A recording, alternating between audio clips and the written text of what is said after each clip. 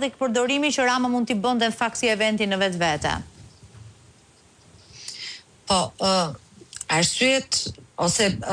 shiko, zhvillimi i samitit NATO-s në Shqipëri do t'ishte një arritje shumë e madhe për Shqipërinë pa dyshim,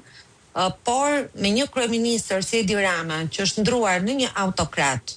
dhe që ka ndërtuar një narkoshtet në zemrët e Europës, kjo do t'ishte një njollë njëkohësisht për aleancën.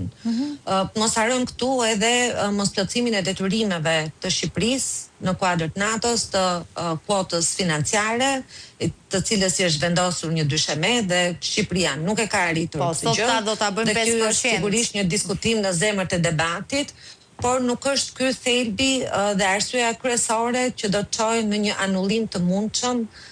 të këtij samitit. Ky do të ishte vetëm një pretekst nëse ndodh kjo, sepse ende ne nuk kemi një konfirmim zyrtar, e kemi si një lajm të nxjerrë të tregtuar në një farë mënyrë nga agjencia Reuters, por në të njëjtën kohë nuk kemi një mohim të këtij lajmi nga Edi Rama.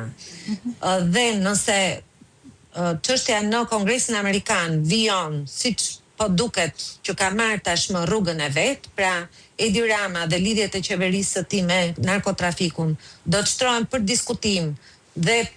do të miratohet amendamenti propozuar nga kongresmeni Wilson, kjo do ta bënte të pamundur në një farë mënyre mbajtjen e samitit këtu, sepse për sa kohë ky kryeministër është në monitorim të rrept dhe në lupën e agjencive ligjbatuese amerikane për lidhjet me narkoshtetin, as ju mendohet pastaj zhvillimi i samitit të NATO-s në mbikëqyrjen apo kujdesin e tij dhe qeverisë së tij, pasi tash kjo do të njolloste të gjithë aleancën së bashku. Prandaj kjo ka efekte domino njëra pas tjetrës, por efektet e para të menjëhershme janë këto, më pas ajo që pritet është veprime edhe nga agjencitë zbatuese shqiptare, që të gjitha ato që dalin në dritë dhe që kanë dalë në fakt prej kohësh në dritë edhe në Shtetet Bashkuara të Amerikës dhe nga agjencitë zbatuese amerikane apo europiane, të kenë ndjekje dhe në Shqipëri, sepse deri tani ne kemi parë ose hezitim nga spaku. Po, këtu do të ndalem, të lutem, nëse më lejon që të ndërhypa këtu. Ke pritshmëri ti vetë që mund të ndodhi kjo gjë që agjencitë ligjbatuese shqiptare, ose po e themi drejt për drejt SPAK, do të ndryshojë qasjen ndaj kryeministit Rama, duke pasur parasysh gjitha këto që ti përmende, po dhe zhvillimet e fundit që nëse kryqëzohen të dhënat e librit The Albanian Files, me ato çfarë kanë dalë tani në dosje të ndryshme, denoncime ndryshme etj, të çojnë tek ai. Shikoni, deri tani kemi patur të gjitha mundësitë për ta kuptuar me kthjellësi punën e SPAK-ut dhe të GKK-s së bashku. Dhe aty ku deri diku kemi patur dhe veprime të guximshme, kemi patur dhe skandale nga mënyra se si kanë vepruar. Por ajo që ka qenë shumë e qartë për gjithë shqiptarët është mosveprimi në raport me kryeministrin dhe çdo lloj skandali që kishte atë në epicentër, apo do ta ekspozonte atë dhe do ta bënte personën hetim, apo do ta çonte në akuza të drejtpërdrejta. Nëse do të ndryshojë diçka brenda SPAK-ut për shkak të presionit apo ndërhyrjeve të tjera, këtë do ta shikojmë,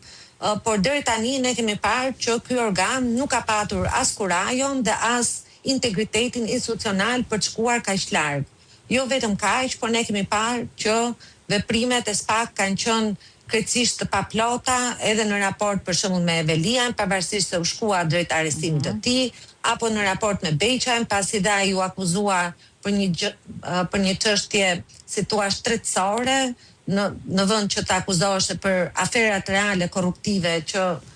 i kanë glabëruar taksapaguesve shqiptar miliona euro. E njëjta gjë ka ndodhur me të gjithë figurat e rilindjes, pra edhe pse ata janë vënë në akuzë dhe një pjesë kanë përfunduar të arrestuar, në fakt dënimet që janë dhënë për çështje që kanë qenë krejtësisht periferike dhe jo në lidhje me dëmin kaq të madh që i kanë bërë qeverisjes në Shqipëri dhe qytetarëve shqiptar. Dhe po ashtu kemi parë që SPAK ka vepruar si një çekan për të goditur opozitën, duke tentuar për ta nxjerrë atë jashtë lloje, duke goditur dhe krerët e partive kryesore opozitare, duke nisur me kryetarin e Partisë Demokratike Sali Berisha në një proces krejtësisht fars, dhe e gjitha kjo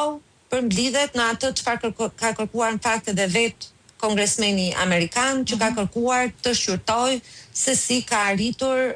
që në Shqipëri të përndiqet politikisht kundërshtarët e qeverisë, dhe kjo përndjekje politike nuk ka rezultuar askund më e dukshme se sa vetë tek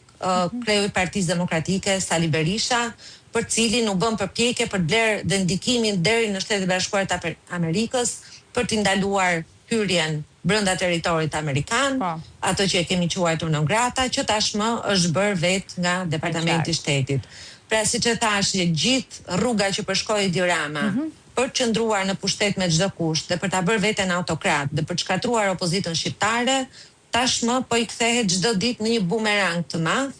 që do të përfshi atë